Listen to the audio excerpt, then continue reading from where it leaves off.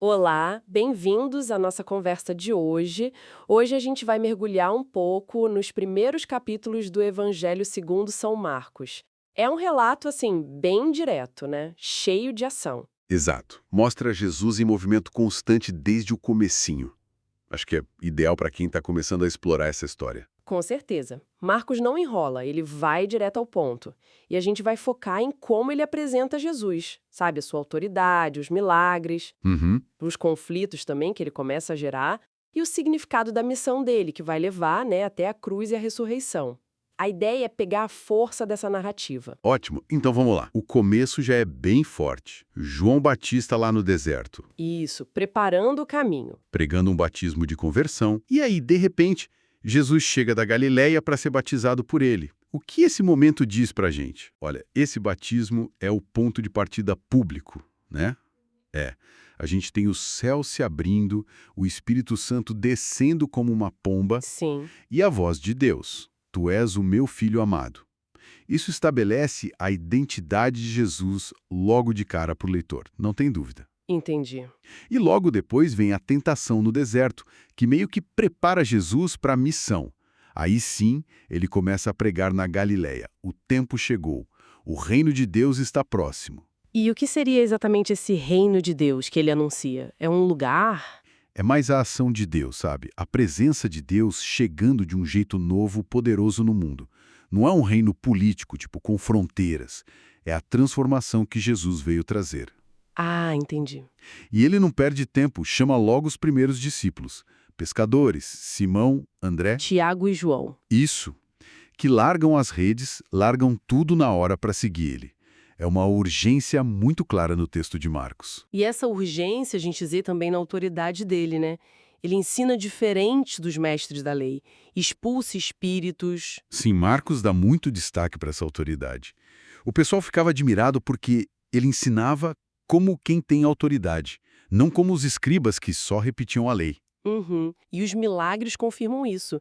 A cura da sogra de Pedro, um monte de gente doente sendo curada, um leproso.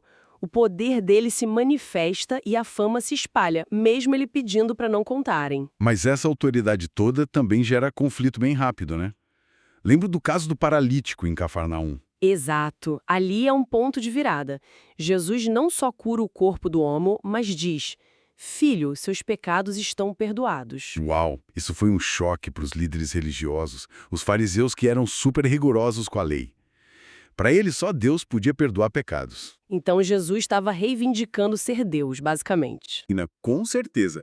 E ele continua desafiando as normas. Sim. Começa com cobradores de impostos, que eram mal E vistos. com pecadores. Questiona as regras de jejum, as regras sobre o sábado. É direto. E qual era o ponto dele com isso? Sobre o sábado, por exemplo. Ele diz: o sábado foi feito por causa do homem, e não o homem por causa do sábado. Ou seja, a necessidade da pessoa, a misericórdia, vem antes da regra, pela regra. Faz sentido. E ele se chama de Filho do Homem, que é um título interessante, que aponta tanto para a humanidade dele, quanto para uma autoridade especial, até sobre o sábado. Isso só aumenta a tensão com as autoridades. E no meio dessa tensão toda, ele também começa a ensinar usando parábolas, né? Como a do semeador. E tem aquele episódio incrível dele acalmando a tempestade. Pois é, as parábolas são um jeito de falar do reino de Deus de forma mais velada, talvez, para quem está disposto a ouvir de verdade.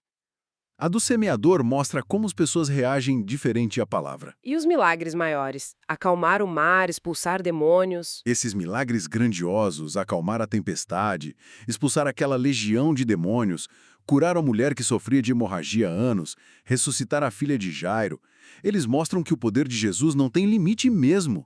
É sobre a natureza, sobre o mal, a doença, até a morte. E a fé de quem pede ajuda é sempre um ponto-chave. Mas mesmo com tudo isso, parece que nem os discípulos entendiam direito, às vezes, né? E aí tem aquele momento fundamental em Cesareia de Filipe. Sim, a incompreensão é um tema forte em Marcos. Aí Jesus pergunta direto para os discípulos: E vocês, quem dizem que eu sou? Depois de umas respostas, Pedro fala: Tu és o Cristo, o Messias. A resposta que ele esperava, imagino. Sim, mas aí vem a reviravolta de Marcos. Jesus aceita, mas na mesma hora começa a ensinar que esse Messias, o Filho do Homem, tinha que sofrer muito, ser rejeitado morto e ressuscitar. O que deixa Pedro chocado. Ele até repreende Jesus. Exatamente, porque todo mundo esperava um Messias rei, vitorioso politicamente. Mas Jesus redefine. Ele é um Messias que serve, que sofre, e seguir ele significa negar a si mesmo, tomar a sua cruz. É outra lógica. Pesado. É, a transfiguração logo depois mostra a glória divina dele, mas a mensagem principal continua sendo o serviço, a humildade, o sacrifício. E essa tensão toda explode quando eles chegam em Jerusalém. A entrada na cidade, a purificação do templo. Aí o confronto fica aberto. Totalmente. Purificar o templo foi uma afronta direta às autoridades religiosas e comerciais dali. Jesus ensina no templo, responde perguntas capciosas para tentar pegá-lo. Sobre impostos, ressurreição. Isso. E resume toda a lei em amar a Deus e ao próximo. Mas ali a decisão de prendê-lo já estava tomada pelos líderes. E então chegamos aos momentos finais. A última ceia, a prisão, o julgamento. Marcos narra isso de um jeito bem cru, né? É muito direto, rápido. A ceia onde ele institui a Eucaristia, isto é o meu corpo, isto é o meu sangue. A agonia no Getsêmane, a traição, Pedro negando, os julgamentos. E Jesus parece calmo, apesar de tudo. Ele mostra dignidade, mas também uma humanidade profunda. O ápice é o grito na cruz. Meu Deus, por que me abandonaste? Nossa. É um momento de escuridão total.